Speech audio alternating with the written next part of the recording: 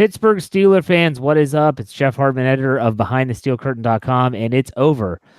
The 2019 NFL Draft, or at least for the Pittsburgh Steelers, I think there's some picks still being made as the time of this recording, but at the same time, the Steelers have picked. They're done. Their 7th round is complete. Mike Tomlin and Kevin Colbert have had their post-draft press conference. The only thing that's left now is they'll sign 8 to 10 undrafted rookie free agents here in the coming hours. You'll have that information at thesteelcurtain.com. We already have the tracker and rumors mill up, so check that out if that's something that you're curious with. But the Steelers had a lot of selections on day 3, and that's what we're going to talk about today. After what most people, not saying myself, not saying Dave Schofield, not saying Brian Davis, some people thought day 2 was very underwhelming. I thought they rebounded and had a strong day 3. We're going to talk about that. But first, let's get through all the picks that you might have missed in case.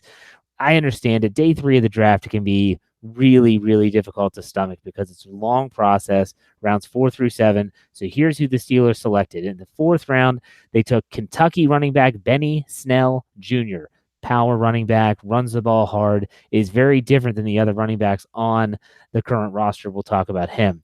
Tight end Zach Gentry from Michigan was their 5th round pick. Correct me if I'm wrong, but he looks like a Jesse James clone. Round 6, they had 3 draft picks. First, they take from Northern Illinois Sutton Smith. He's an outside linebacker that can also transition to inside. A little bit underweight, but still, he's a high motor guy. I love saying that. He's a high motor guy. The second 6th round pick, Isaiah Buggs, defensive end or defensive tackle, depending on how you want to word that, from Alabama. The 3rd 6th round pick, Ulysses Gilbert III. What a name. Linebacker from Akron, and they finished it out in round 7 with a guard, Derwin Gray. They said he's very position flexible from the University of Maryland. So with that said, I welcome Dave Schofield to the show. Dave, it's over. What are your thoughts on day 3? Day 3, this is quite a long process. I mean, even the Steelers by round 6 felt that they needed to take a big poo. I knew you were going to say something. That is the nickname of the Alabama lineman. That's not. Yeah. Okay. Go. Continue, please. That's out of the Bryan mailbag. There, that right is. We've been spending way too much time together. Yes. Other than that, about the only other thing that I could say is I felt like I was a senior in high school again. Brian will understand this because I was getting flashbacks to the British R&B artist Mark Morrison and his infamous one-hit wonder, Return of the Mac. Return of the Mac. That's a great song. That's a great song. Return of the Mac. Yes, it was, to see that the Steelers going overall 3, well, especially yesterday and today, going with 3 players out of the MAC. That's pretty good. But hey, if you've got the right people there to find the talent, go find it wherever it is. It doesn't matter where it comes from. It kind of feels like to me because let's be honest, the MAC is a very often overlooked conference in terms of drafting and scouting. Maybe the Steelers, just like when Bill Nunn Sr. went into the historically black colleges and started to draft there, he was kind of revolutionary. I'm not saying the Steelers are the only people to draft from the MAC conference, but they probably, this would be something interesting, Dave, is to take a look and see who drafted the most MAC players in the last few years. And I don't know how tough that would be. That might be a lot on your plate, but it's one of the things that comes to my head. So there you go. Brian Davis, what do you think about day 3? You know what? Very happy with day 3. One of my more favorite day 3s of all time. I was going in the same direction as Dave, but a little bit different. So for dinner tonight, it's not going to be healthy. I'm going to McDonald's. I'm going to have a Big Mac, but I'm going to have 10 of them because Big Ten and Mac. 7 players. 4 from the Big Ten, 3 from the MAC. So that's it. 10 Big Macs for me, baby. Wow. Yeah, I guess I never thought of it that way. I guess especially in the 6th round, it was kind of rapid fire. You're getting an article ready, and then you got to get an extra article ready because they have 3 picks in the round. It's the big. It was crazy how it just seemed to really be focused in on that one territory, and the scouting department does have territories. Whoever scouted that territory for the Pittsburgh Steelers, my goodness, you just look at the overall scheme of where they picked these players from, and they all came from the same area. All right, so let's go ahead. Real quick, the only other thing is the alternative to that was 2 players from the SEC, and I do not want to be investigated by the SEC for anything. So I'm thinking that maybe that Big Mac is a better bet. I will say this, that right now in the live chat, and you're watching live on YouTube currently, you can head over to the live chat. We always have a great community there with a lot of good discussion. Most people are saying love the draft. We're saying that we thought day 3 was great, and someone says worst draft on paper in the last 40 years. So there you go. I mean, that's Pittsburgh Steelers for you. That's the Steeler fan base. You can't please everyone. That's just the rule of thumb in terms of the black and gold fan base. Now, let's take a look at those players, those day 3 players. I want to ask you guys, which player were you most excited about that they drafted and why? Brian, we're going to start with you this time. Well, there's actually 2 of them. I'm actually excited about this whole draft. Some of them I weren't familiar with, so I went and looked them up. But that's the thing with day 3. Anybody that gets angry about day 3 picks is because they just want all names. They want brand names. If you want a Coke or you just want a cola, it doesn't matter. But when that cola is just as refreshing to you, then you're fine. And they've picked some refreshing guys that aren't exactly names, but there are some names here too, because I was familiar going in with 3 of these names. Isaiah Buggs. I was familiar with Benny Snell Jr., who I absolutely love. And I was even familiar with the love child of Marcus Gilbert and the 18th president, Ulysses S. Grant, Ulysses Gilbert. I was familiar with that name as well. So, hey, Brian, you do realize that today is the birthday of our former president, Ulysses S. Grant. I was, Jeff and I were celebrating that. Why do you know that? Trey Wingo tweeted it. Oh, okay. So at least you didn't look that up on your own. I did not. No way. Jeff and I were actually celebrating that, and Yes. we didn't invite you, Dave. We're sorry. We apologize. But we have a big Ulysses S. Grant party later on this evening. So with that being said, no, Benny Snell Jr., this guy's a monster. How many touchdowns has he had? 48 in a 3-year career. Had 1,000 yards. Over 1,000 yards as a freshman. He kept it going. That 1,071-yard season or whatever it was his worst season. He just kept topping it. This guy is a guy that is definitely going to be a good short yardage back. He's averaging about, none of those seasons did he average under 5 yards a carry. I love what this guy could add to the mix. I mean, you have a pretty good mix right now with a pass catcher and your franchise running back in Connor, and the pass catcher being the guy we got last year, Jalen Samuels. So I'm loving this. I'm loving this pick a lot. But I've got to throw out, I love the Isaiah Buggs pick too. I think that's good depth on the defense. You get a defensive lineman that Carl Dunbar knows all about once again. This was a good day 3, and I could go on the other ones, but I'm going to give you guys a chance and not just hog the mic. Okay, so Dave, what player excited you when they made the selection? Well, it's funny because they make the selection, and it takes me a little bit just to say, all right, I want to make sure I know everything I do about this guy before I really want to form an opinion. Jeff gave me a really hard time when I didn't do that yesterday. Got to check CBS, man. Got to check CBS. No, well, CBS. I don't trust CBS. CBS is why you hate Deontay Johnson, because he's 237 on their draft board. I don't understand why you say that I hate Deontay Johnson. I simply asked the question of, did they need to take him here, or could they have got him with the next pick? And instantly, I am the biggest Deontay Johnson hater and claim that it's the worst pick in the history of the NFL, only because I asked a simple question.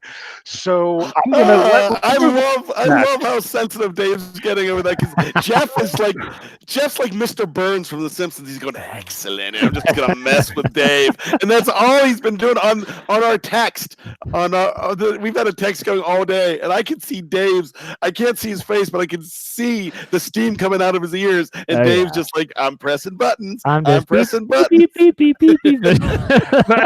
remind you that still, I gave the highest grade from yesterday's draft out of all three of us, so I don't want to hear it.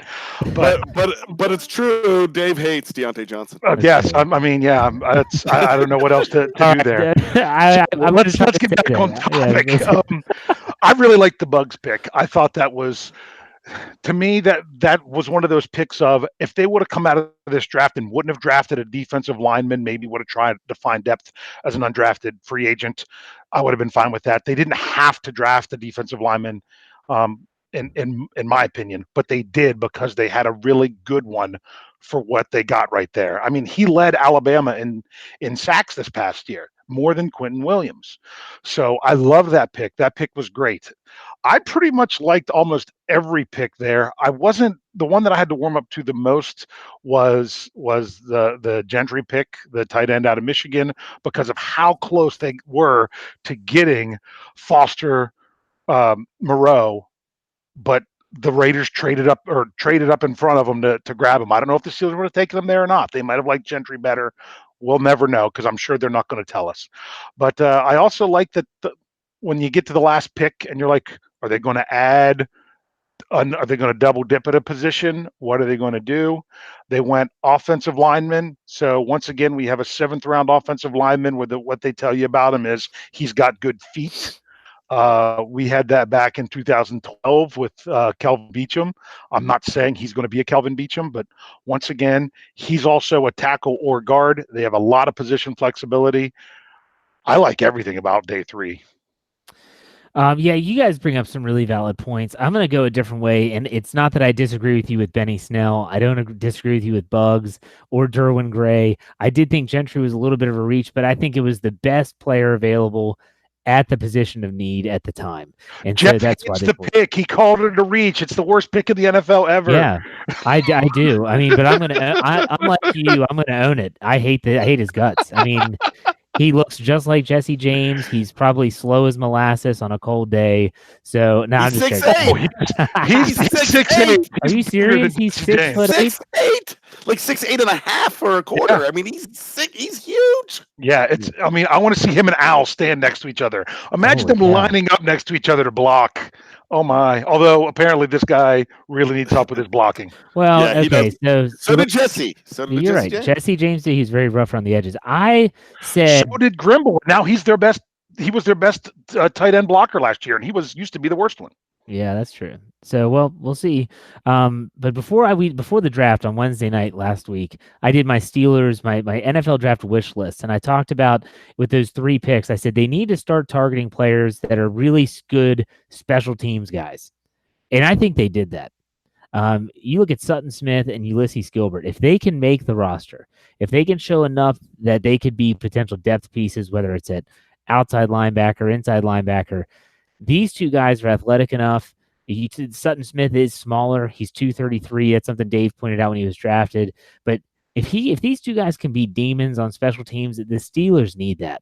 Their kick coverage teams are awful, in my personal opinion. You all might disagree, but I think there is so much that they can improve upon. And by getting guys that are rookies, getting guys that are athletic, getting guys that are hungry, that maybe that's the only time they see the field, that's where you get players that are motivated and they want to go out and make a play. Sometimes when you get those veterans out there, they're kind of just try not to get hurt on this play, because I still have to go play offense or I have to go play defense. I liked Sutton Smith and Ulysses Gilbert for their potential, but really like them in terms of impact players for this season. So that's where I want to stop for a second, unless you guys, anyone have any to comment on what I just said. No, you know what? I think you hit it right on the head. One more thing about Sutton Smith, though. The guy had 15 sacks and 26.5 for tackles for a loss last year. I mean, that's actually pretty incredible. I know he did that in the MAC, but hey, I will take anybody with that kind of motor. And, we've talked about undersized edge rushers before. I know one named Debo that was undersized. And I believe he came from the MAC, and I have no problem with that. Yeah. Another thing about him to follow up is I'm pretty sure it was the Senior Bowl. He actually played some inside linebacker. So that's why there was a report that they drafted him as inside linebacker. Then it was taken back. He's going to start as an outside linebacker, but they're going to let him play wherever they find that he can play. He's a sub package guy. Exactly. It's the way the game is moving, anyways. I mean, the guys that put their hand in the dirt on the outside and rush. Think Greg Lloyd, think Kevin Green, even think James Harrison and Lamar Woodley. Those players just don't exist that much anymore in the National Football League. They're being phased out. Okay, so here's my next question for you guys, and this is a tough one if you ask me. Take Devin Bush out of this equation, because I think we would all agree that he's probably going to be starting in week 1. So you take Devin Bush out of the equation. The rest of the picks, they had 8 other draft picks, not counting Devin Bush in round 1. Who do you think has the biggest impact on this team this season between the rest of the players? I have a feeling it's going to be between. I have a feeling it's going to be between 2 players, both on offense, but I could be wrong. Dave, we'll start with you. Who do you think is going to have the biggest impact on this team? Go ahead. Because I want to be able to say it first, because I think it is without a doubt Deontay Johnson. I think he is a fantastic player to have. The only thing I questioned was, did they have to take him there? And the more that I found, I think the answer was yes, they did. I really like what he brings. I like the style of wide receiver he is, and because they're going to run so many wide receivers, it's going to be easy to get him on the field. So is it going to be a reverse situation where hopefully now Juju is going to be drawing more attention, and he's going to be able to benefit from that? I think he's got an amazing ceiling. All right, what about you, Brian? What do you think? Justin Lane. Now, really? I know really? That's a reach. Okay. But here's my thinking on that. Joe Hayden is the starter, and I want him to be the starter. But are you going to get 16 games out of him? And that's the guy you think about. Will you get 16? Probably not. On the other side of the ball, you have Steven Nelson. He's probably going to hold down the fort. After that, who do you really have at corner? Artie Burns? Is Artie Burns going to make the team? Cam Sutton? This guy, if he comes and he was said to be possibly a plug-and-play type player. Now, I had also heard that he's a project from some pundits, but it seems like he's more of an NFL-ready player, and I think he might get an opportunity to actually start and play because he has to because of injury, and I think he's that darn good. Now, Artie Burns, I really don't think he's going to get many opportunities. And I think Lane, if he has a good camp, he's going to be the third guy.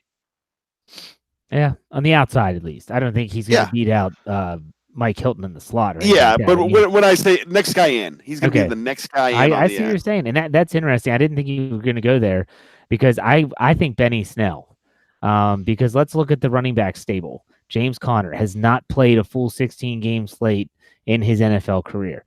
Jalen Samuels has a very small sample size of success, very small. And so then you have Benny Snell Jr. And so in terms of him finding a way on the field, I feel like he's going to have the quickest route because even Deontay Johnson, he's going to have to fight through a lot of veteran, experienced players. Even James Washington, who's going to have a year under his belt, a year in the offense, he's going to have a chance to really prove his worth. And even if he's in the slot, Ryan Switzer, been with the team for a season. Eli Rogers, been with the team since he was undrafted free agent out of Louisville. So he's going to have some competition. I think that for me, Snell Jr. has a faster track to getting on the field, and that's the best way that you're actually going to make an impact is by getting on the field. Plus, I said this before, they all have a different style. So James Conner's that one-cut downhill runner, and it's proven to be successful. He had a great year last year. He did have that high ankle sprain at the end of the season, which was really tough to see. You wanted him to stay healthy, see if he could really put up some huge numbers for the Steelers. And then you have Jalen Samuels, who's not really as hard of a runner, but he's so versatile, great pass catcher. And then Benny Snell Jr., I was watching some highlights and some film of him today. My goodness, that kid just wants to impose his will on anyone that gets in his way. And I like that a lot. So I'm going to go with Benny Snell Jr. in terms of my pick to have the biggest impact in 2019. Now, Dave, you said you had a Stat Geek question for us, correct? Yeah. I mean, it's real simple. We've actually kind of touched on this recently, but I wanted to wait and see how the draft actually played out. The Steelers took 3 players in the 6th round. They didn't use any of those picks anywhere else. When's the last time the Steelers drafted 3 players in a round? Wasn't it? Was it 2017? Oh, Brian, I think he wants to chime in. I'd like to go ahead and go for the steal here, and I am going to go for, I believe it was 2012 with Kelvin Beachum in that 7th round.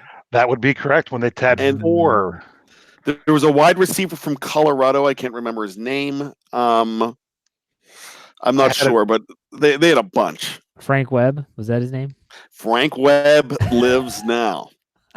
And it's not Frank. Frank. That's what I said in the text. It's not Frank. It's oh my gosh, no, I forgot his name. Ralph. It's Ralph Webb. I like Frank better. I don't know why. I just prefer Frank over, what is his name again? Ralph. Ralph Webb? Ralph. Come on, you can't go wrong with Ralph. It's Frank. Okay, so here you go. The Steelers, when you look back on the 9 picks that they had, they ended up taking 5 on defense, 4 on offense. And it's balanced. It's as balanced as you get for an odd number. I'm looking at these picks, and here's a kind of a flip. You flip the script on the question I just asked you guys before we did the Stat Geek. And that was, who's going to have the biggest impact? Who do you think is the biggest risk of being cut and not making the team? Now, we talked last night and on previous shows about how the Steelers do not like to cut ties with draft picks. It's very rare, in fact, in the Kevin Colbert era, and we had that question last night, correct, Dave? Dave, is he there? Dave. All right, Dave's frozen. So anyways, Brian, we'll go with you. Who do you think is the highest risk of getting cut this year? And explain a little bit.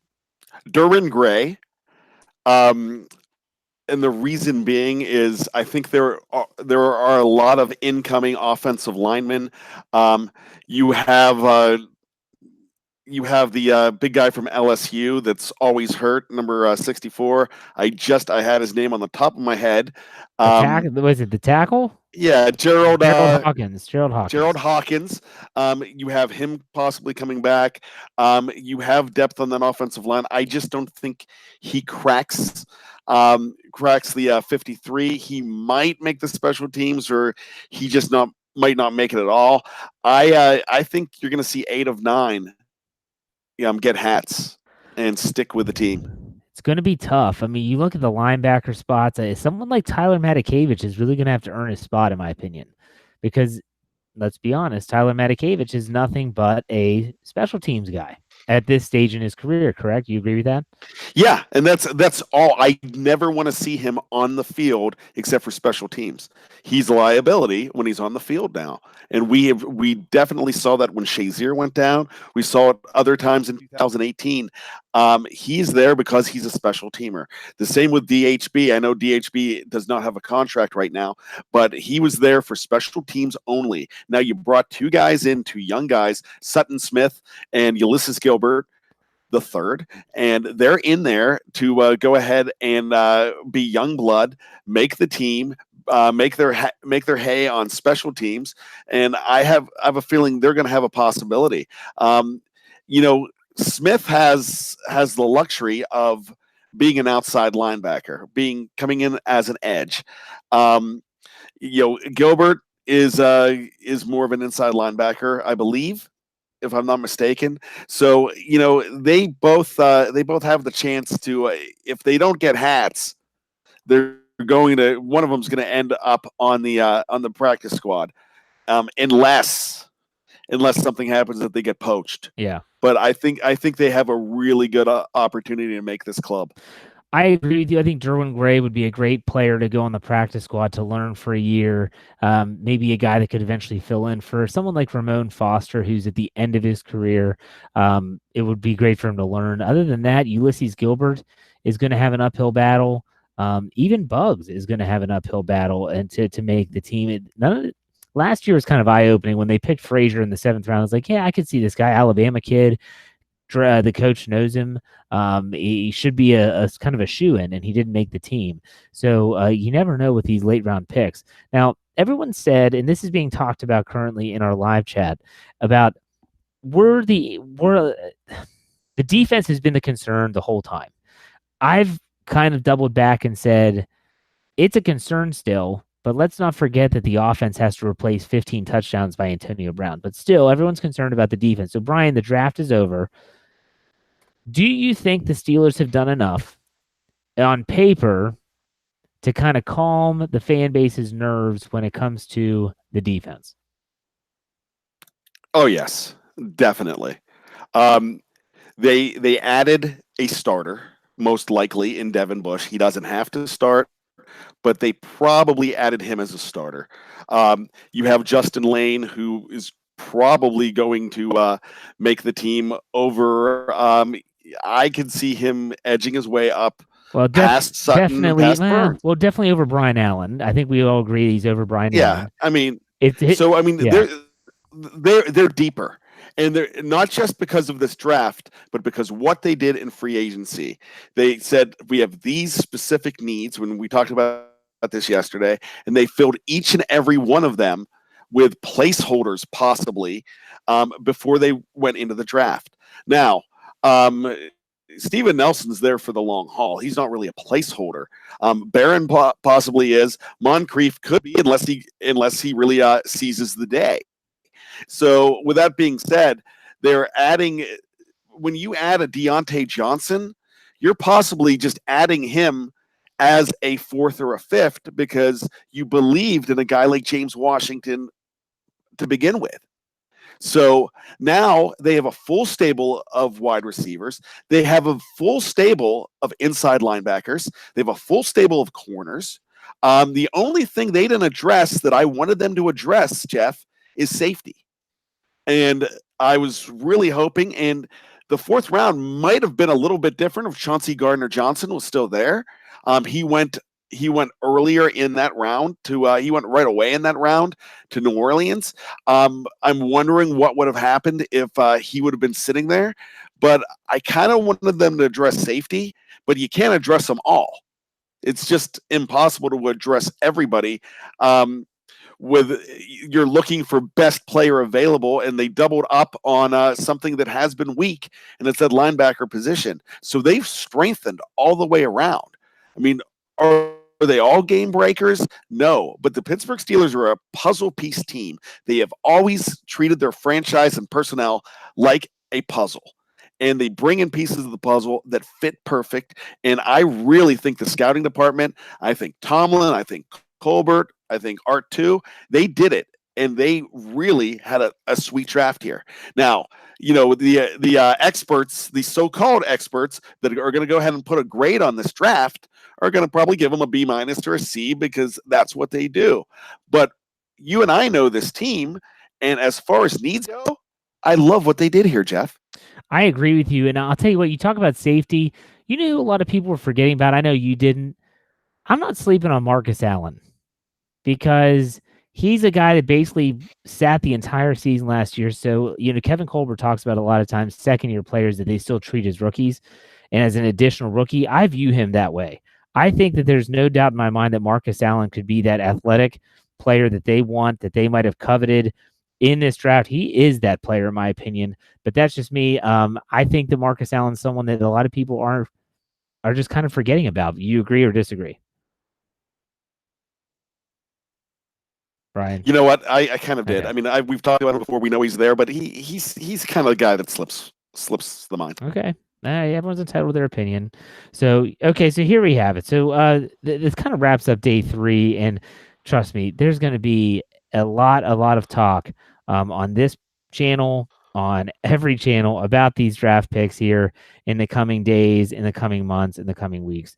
And we will be just like everyone else. Now, I do want to tell everyone that's listening to the show that if you are just now somehow finding the show on YouTube, live on YouTube, make sure you subscribe to our channel. Hit the subscribe button. We really appreciate it. You could also, if you didn't know we're on YouTube, go to YouTube and search BTSC Steelers Radio and subscribe. We appreciate all the support. We give you a lot of content, and it's just really because we love the Steelers and we work for BehindTheSteelCurtain.com. We want to definitely get our stuff out there and our content out there in a multitude of ways. Now, also, we're also on our audio platforms, anywhere where you find podcasts. So that's iTunes, Google Play, Stitcher, Spotify, all those places. that you can find your podcast. Make sure you subscribe to those as well, because there are some shows that are not on our YouTube channel, but are on our audio platforms. And then obviously BehindTheSteelCurtain.com is your one-stop shop for all your Pittsburgh Steelers needs. We got everything. I'm not joking. I'm not saying that because I'm the editor of the site. We have everything.